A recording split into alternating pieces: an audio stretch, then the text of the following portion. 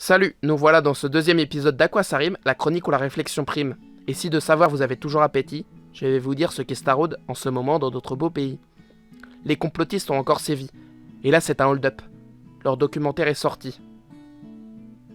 J'ai demandé à mon rep ce qu'il pensait de la loi LPPR. Non mais sans rire, vous rendez-vous compte dans quel monde on vire? Pour ceux qui ne connaissent point, s'agit d'une loi qui conduit pas moins qu'à la précarité des professeurs, sans leur retourner l'ascenseur. Cette loi votée par notre gouvernement, tout récemment comme ça ils peuvent profiter du confinement. Mais ça n'empêche pas que se fassent des manifs. En respect des conditions sanitaires, on est tous solidaires, car se jouent des enjeux décisifs.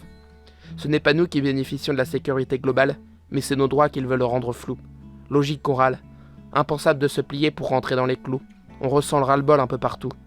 Le jugement de Sarkozy a été suspendu. Le moment où il paiera est encore repoussé, bien entendu.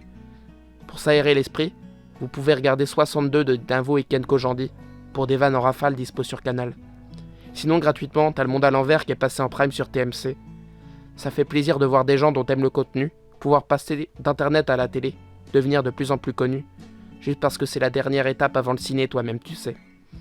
On a été régalés ces vendredis, sur la planète rap, sont sortis de grosses frappes. L'album de Kalash Krimi, pas forcément ma tasse de thé, mais faut avouer que ses sons sont énervés. Et puis Vald, avec la première mixtape de son nouveau label Echelon Record, à faire découvrir de nouvelles têtes. Pas surpris, à son arc je sais qu'il n'a pas qu'une corde.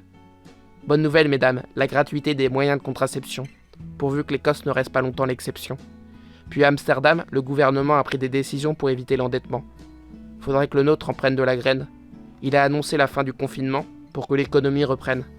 Wow, il a aussi parlé de la culture. Ça devait être dur, c'est plutôt rare. Alors rendez-vous dans les théâtres et ciné à leur réouverture. D'ailleurs, Polanski s'est enfin fait virer des Césars.